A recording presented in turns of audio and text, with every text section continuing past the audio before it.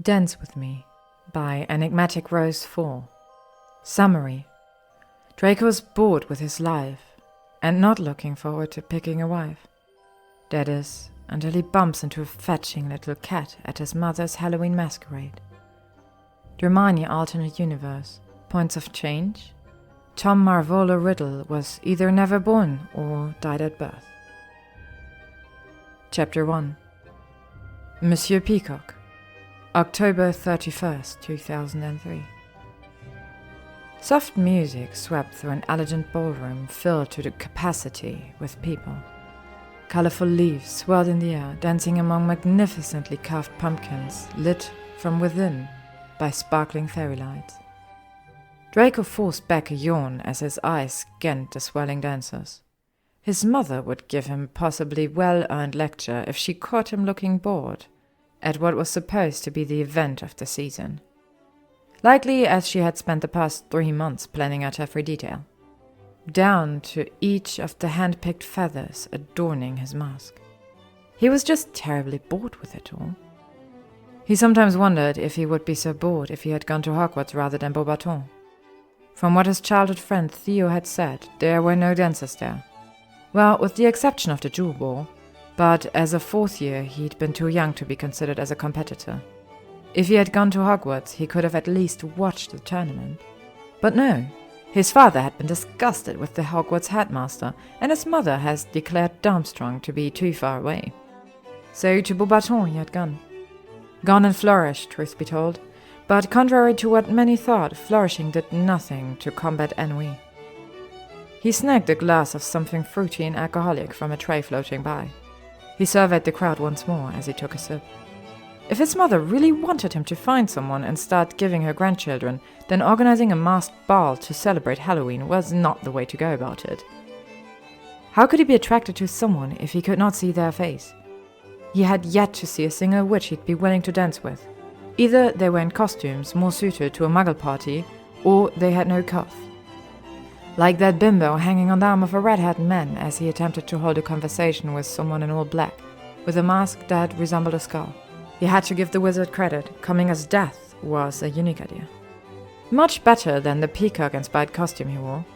Every time he looked in the mirror, he felt like he should start preening himself. Just as he began to raise his glass to take another sip, a soft form was pushed into him by the growing crowd. Oh! He barely avoided spilling his drink. He scowled and looked down, preparing to scold the imbecile. Soft brown eyes looked up at him, framed in a mask that was a delicate mix of oranges and browns, almost as intricate as his own blue and green one, though she sported a pair of lifelike cat ears that twitched in time with the music.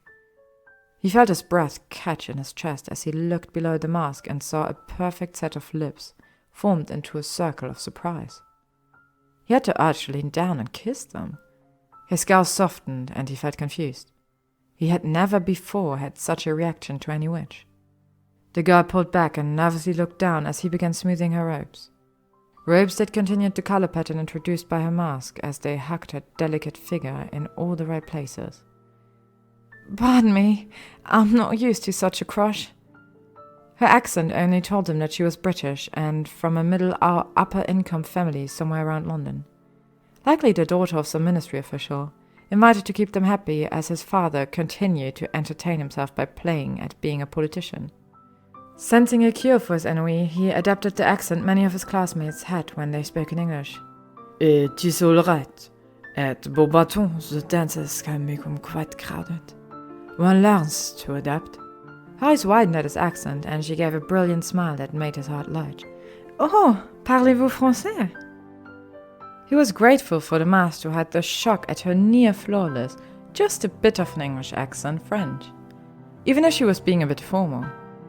He responded back to her in French that was so close to perfect as one could get after 7 years of studying magic in the language. "I lived in France for many years, and you?" "My parents have always enjoyed going on holidays there. When I was 6, we went to this lovely village near Marseille, and I fell in love with the country. I convinced my parents to get me a language tutor. When I entered Hogwarts, I continued my studies when I had the time." "May I ask why you went to Hogwarts? If you spoke French, Beauxbatons would have been perfect for you." She grimaced and looked uncomfortable. My parents, well, let's just say they preferred me being close to home. He put his best smile on and looked her up and down. I can see why, to let such an English rose escape. Tell me, are you here with someone? She shook her head. No, I came on my own. Well, then, may I have the honor of requesting a dance with you? Through the mask, he could see her eyes widen just a fraction. With me? Oui? She hesitantly raised her wrist and took off her dance card. When he took it, he cursed every other male in England for being a complete idiot. The card was entirely empty. Feeling mischievous, he touched each slot on the card and whispered, Monsieur Peacock. He was not going to risk her learning who he was. He had already had some dark-haired chit dressed like a green snake go all odd when she learned his name. Apparently Hogwarts students knew of him and his family, even if he didn't know of them. Rather unsettling when compared to the near anonymity he'd experienced at Beauxbatons. He handed the card back to her with a small bow and a flourish. She took it with a shaking hand. What? This is a joke, isn't it? Lavender put you up to it, didn't she? She's still convinced I want to steal her boyfriend. As if I would touch a Ronald with a 10-foot pole. She lapsed into English halfway through her rant, and his smile turned into a frown. I don't know who those people are, and I can assure you this is no joke. I want to dance with you. Her brown eyes hardened in suspicion, and he was suddenly fearful of her turning and walking out of his life. He didn't understand why he felt such an instant connection with this witch, but he was not letting her get away before he had fully explored it. Why? Well, you're beautiful. She scoffed in disbelief, but he pressed on. You're also polite and well-spoken. It is but a bonus that you speak French, though the fact that you began learning it at 6 and then continued shows you are also intelligent and persistent, and I always have admired those traits. Her mouth was hanging open, just a bit, in surprise. He had the sudden desire to lean down and kiss her again. This time he took it. Just a small brush of lips, as soft as a peacock feather on the skin. She gasped, and he pulled back, a lazy smile sliding onto his face. I swear I'm speaking the truth. She nodded mutely and blinked rapidly, obviously trying to regain control of her ability to think. His smile widened, and he held out his arm. Dance with me. She nodded once more and slipped her arm into his. Once they were on the dance floor, Draco was sure that he was falling in love. She moved with an innate grace that could not be learned, fitting in his arm like she was meant to be there. They danced in silence at first, but by the second set they were conversing. He learned that she had obtained near-perfect scores on her nudes, and that she now worked at the ministry in an entry position. They discussed things that would make his father shiver in disgust. Things like house elf rights, proper introductions to the magical world for Muggerborns, and creating equality on the Wisingamot. For once he wondered if he might be better off at Beauxbatons, rather than Hogwarts. After living in such a traditional and yet honestly liberal place as France, he couldn't help but see his little cat's side of the argument. What did blood purity really mean, or even race? Madame Maxine was a truly competent and rather terrifying headmistress, possibly because of, rather than in spite of, the giant blood he was sure ran through her veins. Besides, if he did as his parents wished and married a pureblood girl, he would be forced to forget the adorably intelligent cat in his arms. And that would be a true shame. She was much too passionate about her courses to be a pureblood, unless she was a Weasley. He'd heard that they were rather passionate about things that other purebloods considered beneath them. He gave his cat a twirl and watched a few tendrils of curly brown hair escape from whatever contraption was holding her hair up. No, definitely not to Weasley. He'd heard they all had bright red or orange hair, like the men he'd seen earlier talking with Death. By the end of the 6th song, he could see her steps were beginning to falter, and her endearing cat ears were beginning to droop. Would you care for some refreshments?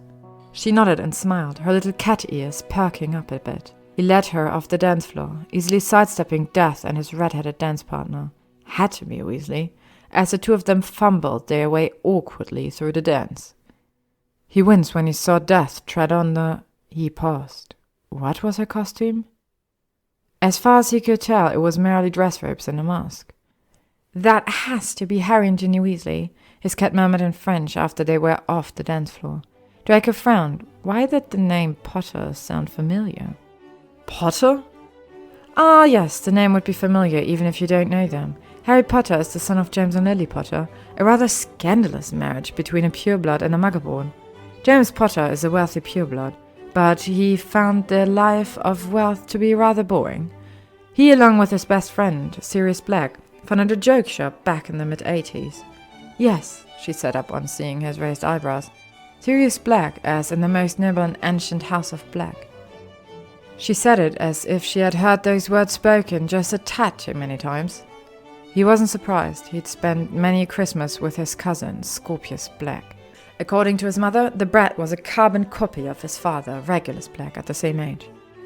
One of the few good things about not going to Hogwarts was the fact that he hadn't had to share the house with that prat for 7 years. There was no doubt in Draco's mind that he would have been in Slytherin if he had attended Hogwarts. Well, they opened a store you may recognize, Marauder's Mysteries. I hear they're planning to go international soon, or at least license their products. They're in the papers quite often. You certainly know a lot about them. He felt a bit of jealousy that she knew so much about another man. He knew it was irrational, but he didn't care. Oh, Harry's in my year, and we're both in Gryffindor House. Sadly, he's great friends with that nitwit Ronald, but aside from that, he's good people.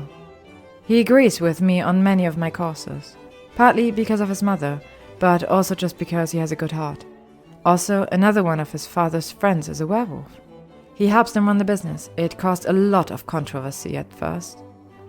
It's widely believed at Beauxbatons that Madame Maxine, our headmistress, is part giant.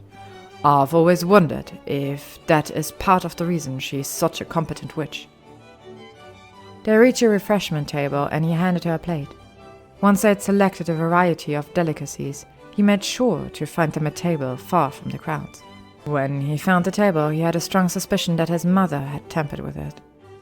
His eyes found it much too easily, and it was partially hidden from view. There was even a deep orange curtain that, with a flick of his wand, could completely shield them from view. His little cat gave him a look that he was sure would be better appreciated without the mask. Hopefully he could keep her with him until midnight, when the unmasking would occur.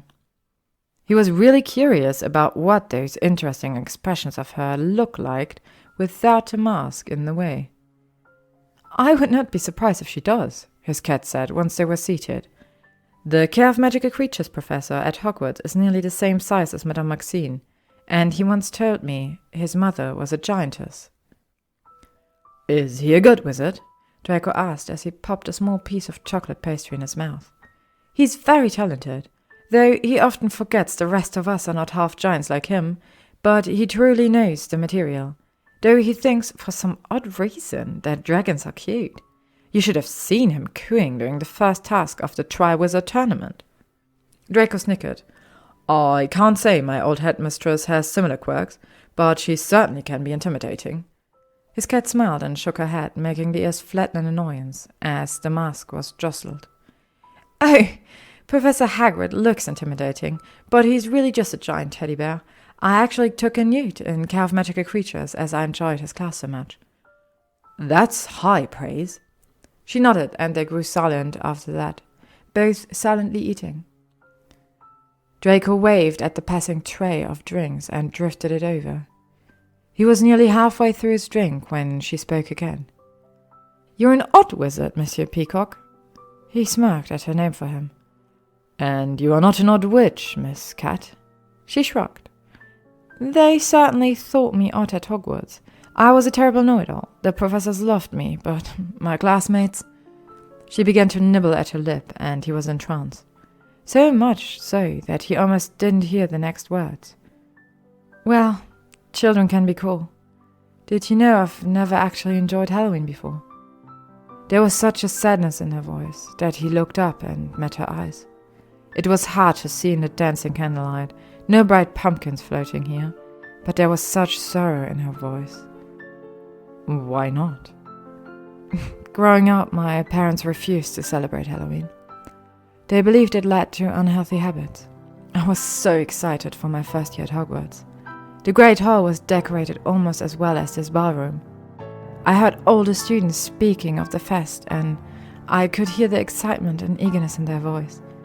But then, in the afternoon, Ronald, she spat out his name, said something nasty to me.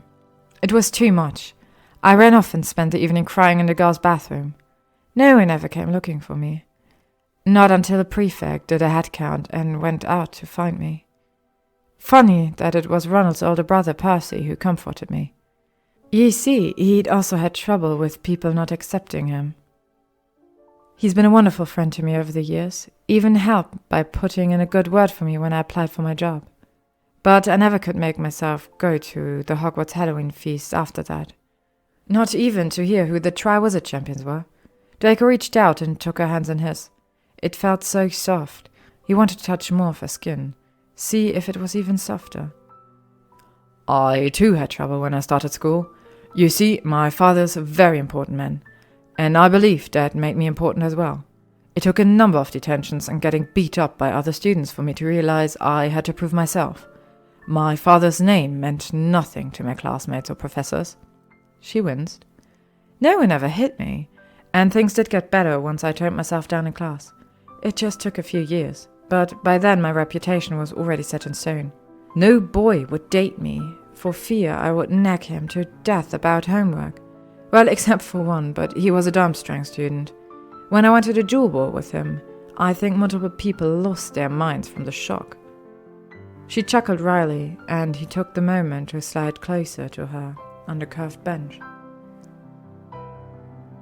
When she once again looked up, they were much closer. He heard her breath catch as her eyes widened behind the mask. Even her little cat ears went completely still. He leaned forward slowly, giving her a chance to back away if he had misread the situation. She didn't move, and he felt his heart soar. Their lips met, and Draco felt like he was flying. He flicked his tongue over her lips, and she opened them. He took the chance to deepen the kiss. When she moaned, he wrapped his arms around her and pulled her closer. Soft breasts pressed against his chest, and he felt an instant response. Her hands moved up and tangled themselves in his hair. Merlin, she was perfect.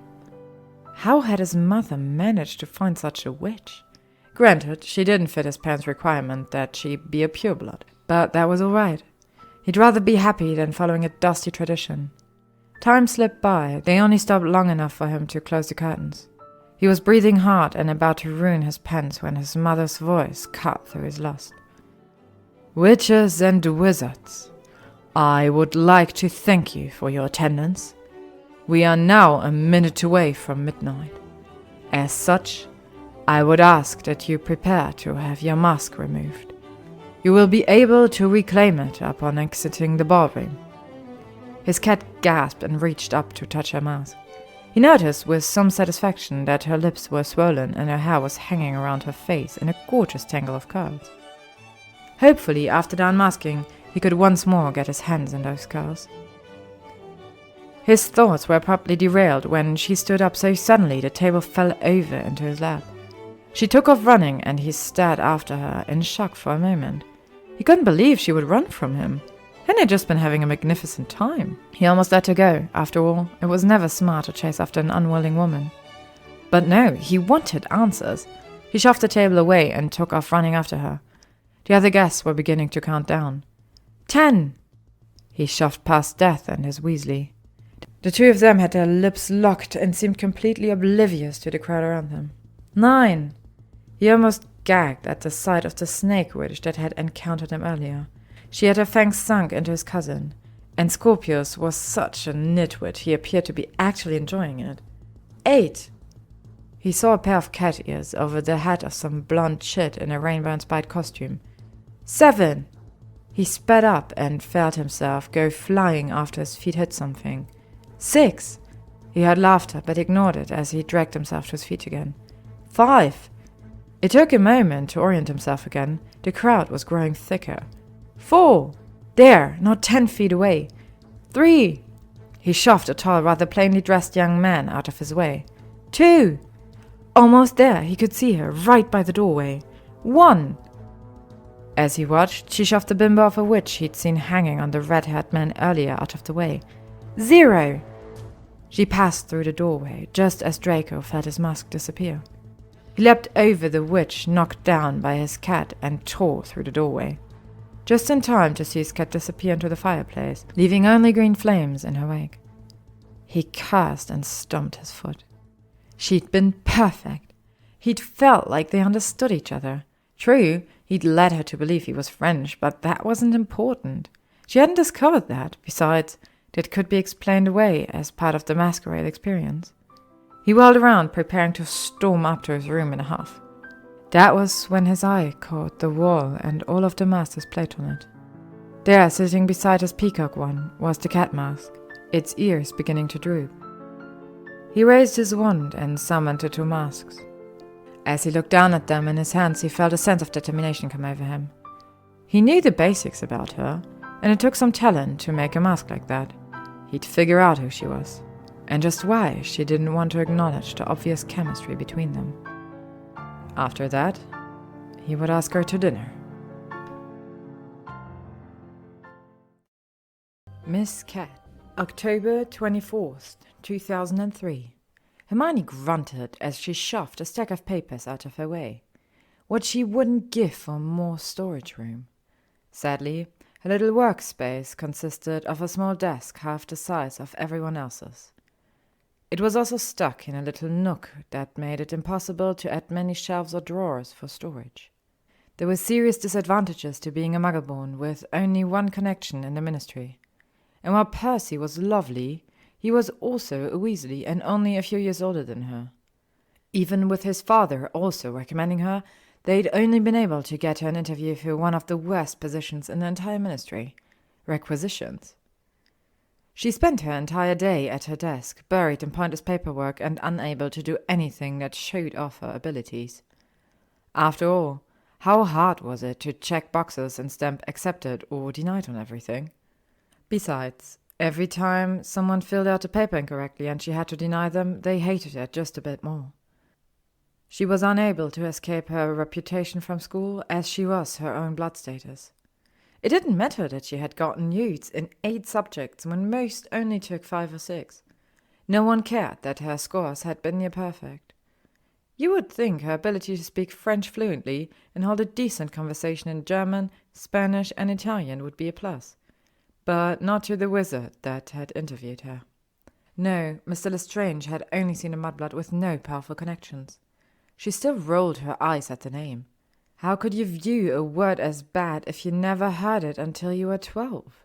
Granted, it hurt to know others thought poorly of her, but they really were, in her opinion, just showing their own ignorance. She bet she could beat almost all of her classmates in a magical duel. She already knew she could outthink them. "You look rather serious." She looked up from the papers lying before her and twisted to see Percy standing between the wall and column that typically separated her office from everyone else. "Just lamenting my lot in life, as usual." His lips twisted into an ironic smile. "We both do that too often. Though I do come bearing good news, of a sort." "Oh?" He reached into his robes and pulled out a golden and cream envelope. While she was curious about the envelope, she couldn't help but admire Percy's robe with pride. She had developed a way to sew glamours in the patches on his elbows, thus allowing him to actually present himself well, despite his poor salary. He handed over the envelope to her, and she pulled out an ornate invitation. It only took a quick scan for her to understand what it was.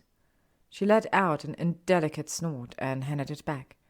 "I know you're between girlfriends at the moment, but do you really think it's a good idea to bring a Muggleborn as your +1 to a pureblood gala? Besides, how did you get an invite? I thought the Malfoys hated the Weasleys." "Apparently the Potters and Browns refused to make an appearance if the Weasleys were not honored with invitations. Besides, haven't you heard? My eldest brother got himself engaged to a Delacour. My family is moving up in the world." She snorted. "I'm guessing it was really the Potters' ideas, not the Browns. And congratulations on your brother. I met Fleur when I went to the duel ball with Victor. She was actually fairly nice to me, even if she is a bit spoiled and arrogant. Percy chuckled. My mate, as does Ginny. I'm rather surprised you don't. From what I hear, most part Villa have trouble with those competing for the same gender. Hermione shrugged. I guess I wasn't seen as a competition to her, after all. She gestured at her rather bookish and severe appearance, making Percy frown. You're being much too hard on yourself. Most wizards are just idiots. I should know. I'm related to at least 3 such morons. Hermione giggled. Charlie and Bill aren't idiots. Oh, no, they have idiotic moments, but they do tend to use their brains more than my younger brothers. Now, he gave her a pointed stare. Are you coming with me? You'll need a costume, of course. I'm thinking something in muted colors. It will be attractive, yet not make you stand out too much. Merlin knows what the Malfoys will do if they learn I brought a muggle born. I don't yet have the influence to get away with that, unlike the Potters. Hermione weighed the options in her mind. She really had enjoyed herself at a duel ball back at Hogwarts. Dancing was fun, and she'd likely be able to get partners if she was in costume. Besides, it would be interesting to see how such an event worked.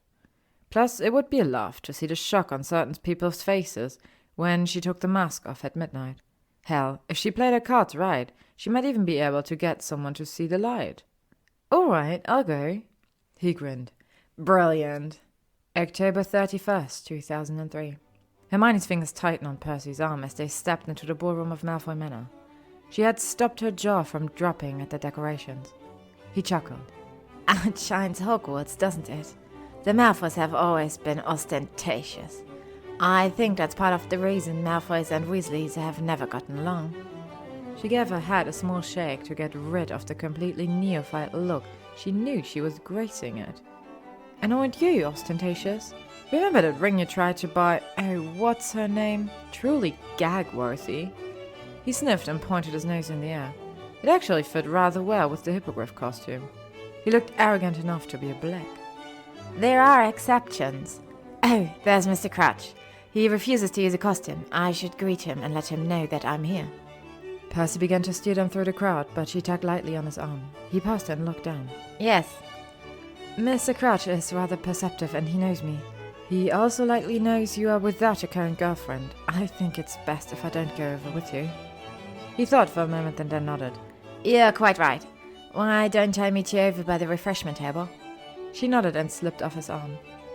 After he had walked away, she looked around.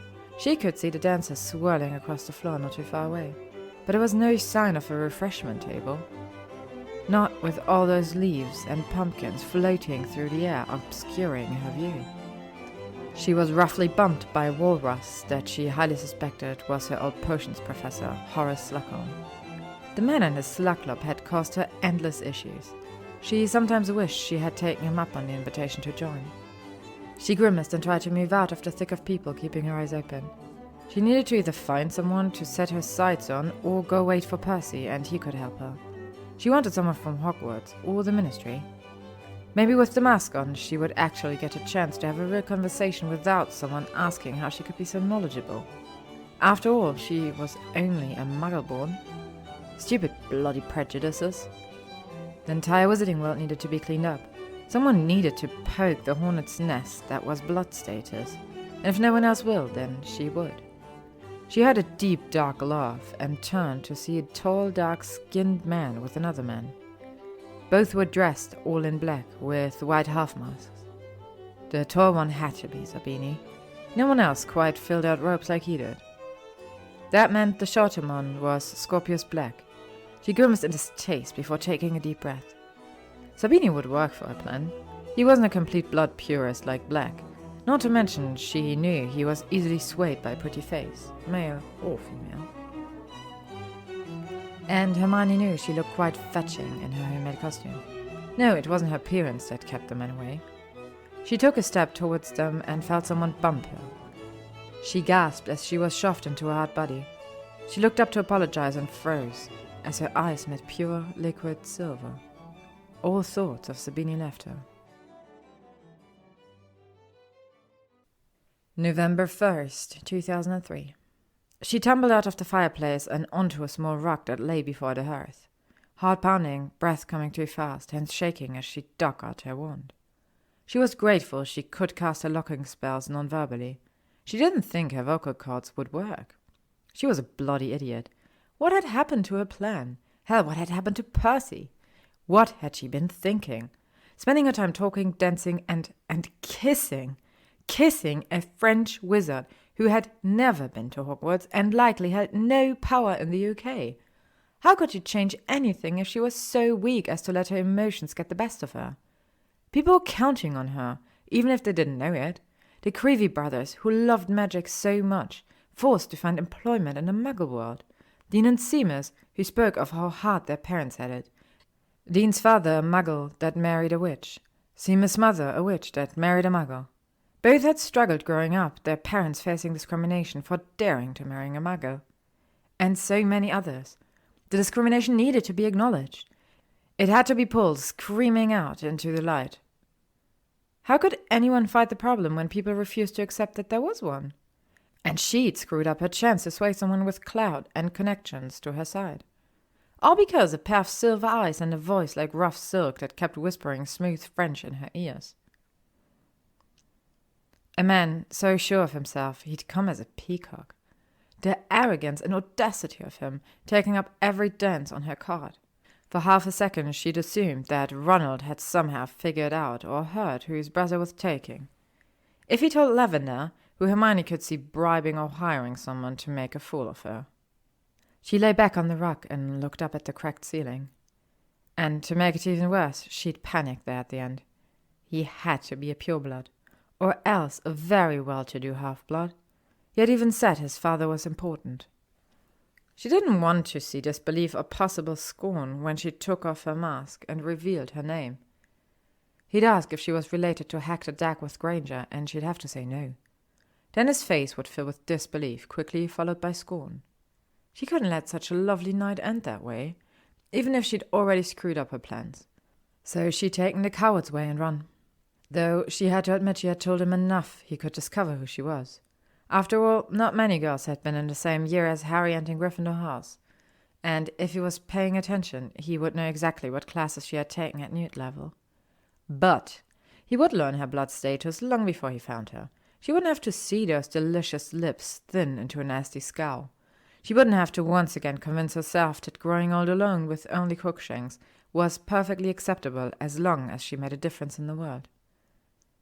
She reached up and touched her own lips. Her fingers traced them, as she remembered how it had felt to have his moving against hers.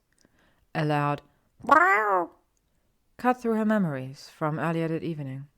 She reached over and felt Crookshanks rub his head against her hand, demanding attention. She sat up and pulled him into her arms, burying her nose in his fur and taking a deep breath to chase away the urge to cry. Sometimes she wished the world was different. November 3rd, 2003. Hermione came to work early enough on Monday that she encountered no one but the janitorial staff on the way to her cramped little desk. She pulled out her mug, cast a quick cleaning charm on it, and prepared herself a nice cup of tea. She moaned in delight as soon as she took the first sight. "This is a delightful sound. Do you think I could take the place of that mug?" She jumped and almost spilled her tea everywhere as smooth, delightfully silky French slipped through her little corner. She looked up in shock to see a tall and elegantly dressed man standing between the wall and the column, not 2 feet away from her. His blonde hair gleamed almost as silver as his eyes in the harsh ministry lightning. She felt her mouth grow dry as she tried to form words. She turned beet red when all she managed was a squeaky, "What?" He looked even more delicious than he had a few days before. Granted, this time she could actually see his face. "You know, Miss Cat, you weren't terribly hard to identify, though I can't say the same for finding you. My uncle, he's a piece of work, laughed in my face when I said I was looking for you. Asked if you were a good lay.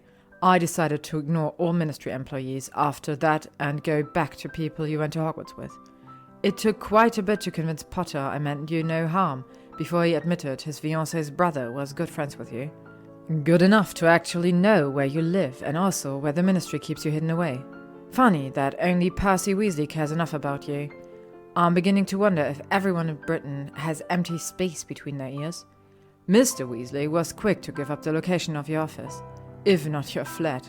Once I convinced him I truly didn't care if you were pureblood, Muggleborn, or a house elf in disguise. Though I was surprised you were Muggleborn. To hear my father talk, Muggleborns never become truly accustomed to the magical world.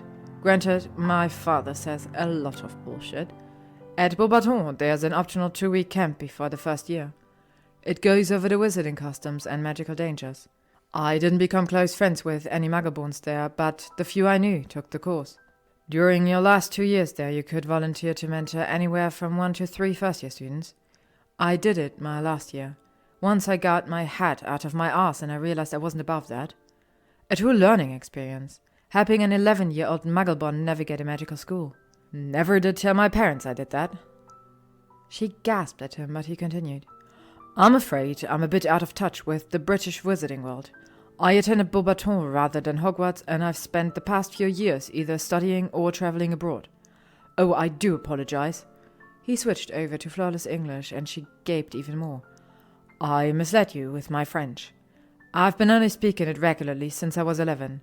Last Friday, I found it amusing to pretend I was French. With my coloring, I can be rather easily identifiable. But what I'm trying to convey to you is that I had not realized just how... Well, he paused and looked around at her cramped little space, at the mountains of paperwork on her desk and the ragged, almost dilapidated furniture. Problematic my country has become. I've had some time to think since I met with your friend Mr. Weasley on Saturday. I used to wish I had gone to Hogwarts. I always knew I would be a Slytherin. But I find I am very grateful I did not, for I fear I would be quite like my cousin Scorpius Black if I did so. And if that doesn't give me nightmares, I don't know what would. Now, when I decided to look for you, I was determined to find out why you ran. But upon further consideration and gathering more information, I can make a fair deduction. He stared at her, and she couldn't decide if she wanted to squirm in her seat like a naughty schoolgirl, or cross the small space and take up where they had left off last. He searched her face and then gave a small smirk and took a step forward, making the air leave her lungs in a sudden rush. It felt like all the air disappeared and her heart rate sped up. She was caught, trapped in those steep silver pools. She shivered when his hand touched hers. He gently took the mug of tea out of her grasp and set it on the table before pulling her up. They were standing so close that she brushed against him with every breath. Now, he whispered in French against her ear. I know you have work to do. So much as I want to, I shall not continue where we left off. I will, however, ask if you are free this evening. For dinner. He pulled back until their eyes were once again locked. For a moment she seriously considered forgetting about her job, about throwing the past 5 years of her life away. It wasn't like she was appreciated. She could honestly understand why Harry's mother had first been a housewife and then gone to work in her husband's store. It was hard work in a place that didn't care about you. No, she couldn't make a decision like that so suddenly. But she did know she could do one thing. She could do dinner. Yes, she whispered, right before she gave into temptation and stood up on her tiptoes. Their lips touched and the world disappeared. There was nothing but him. Why had she run from this? She was a bloody idiot. Ahem! She broke away from him with a gasp, dread pulling in her stomach as she realized who had interrupted them. We do not pay you to lock lips, Miss Granger. Her peacock, she realized she had yet to learn his name, did not turn around at Madame Umbridge's words. Rather, he pulled back a bit and pulled an elegant gold little pocket watch out of his robes. After checking the time, he snapped it close and turned to face the fat pink toad, standing right outside the entrance to Hermione's back corner. She didn't quite fit between the wall and the column. He kept one arm wrapped around Hermione, and she was amazed to see a pleasant smile on his face. Ah, pardon me, mademoiselle. You see, my watch must be off. It says my dear Hermione still has a good 5 minutes until her shift starts.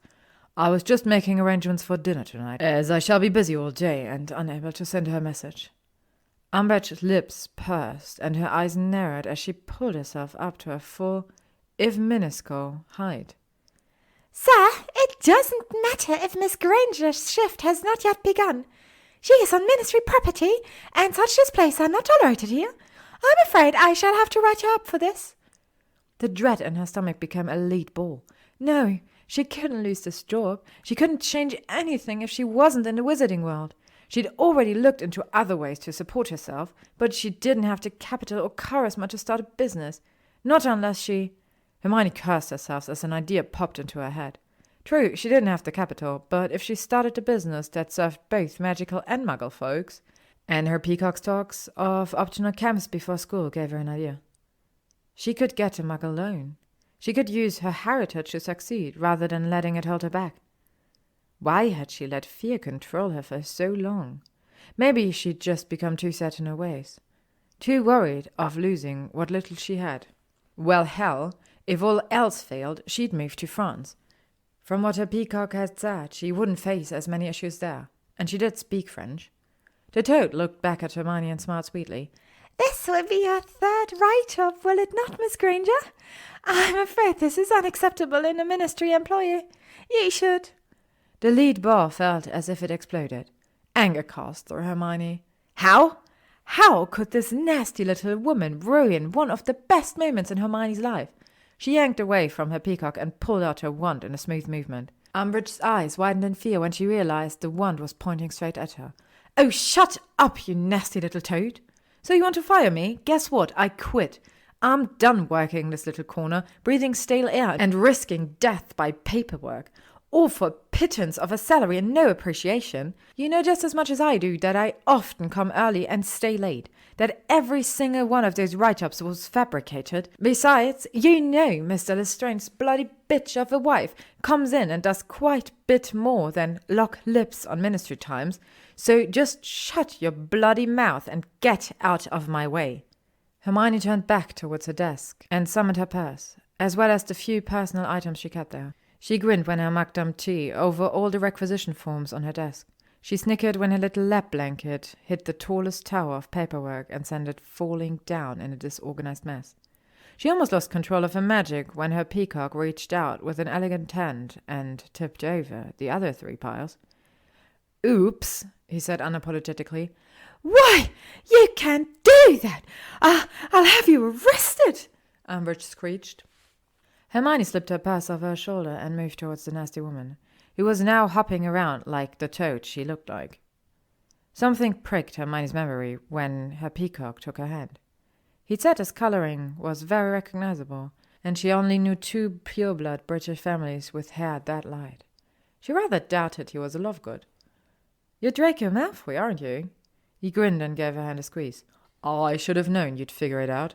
Umbridge gave an extremely loud, horrified gasp as she realized who had been kissing Hermione. Her peacock, no, Draco, snickered and stopped right in front of Umbridge. I see you're rather terrified to find out exactly what I'll do since you fired Hermione here.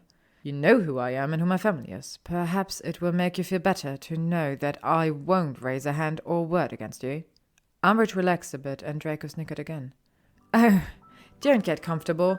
You see, I plan to fully support Hermione in anything and everything she does.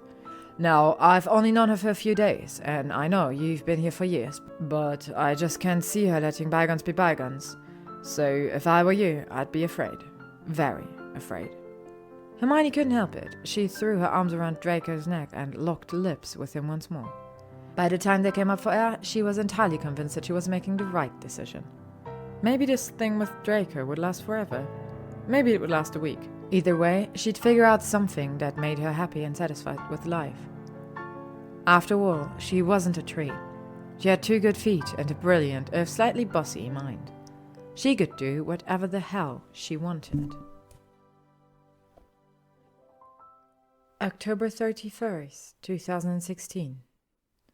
You know, sometimes I miss the old masquerades, Draco said wistfully as he looked around the empty ballroom. We did have a rather glorious first meeting here, didn't we? Hermione asked as she slipped her arm around his waist. Too true, Miss Cat, he said as he reached up and played with the magical cat ears stuck in her hair. She leaned back and poked him. That's Mrs. Cat now, Monsieur Peacock.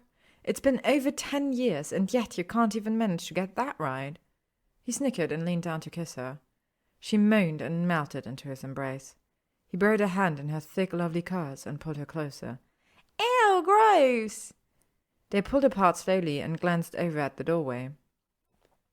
Standing there were two of the three most important people in Hermione's life.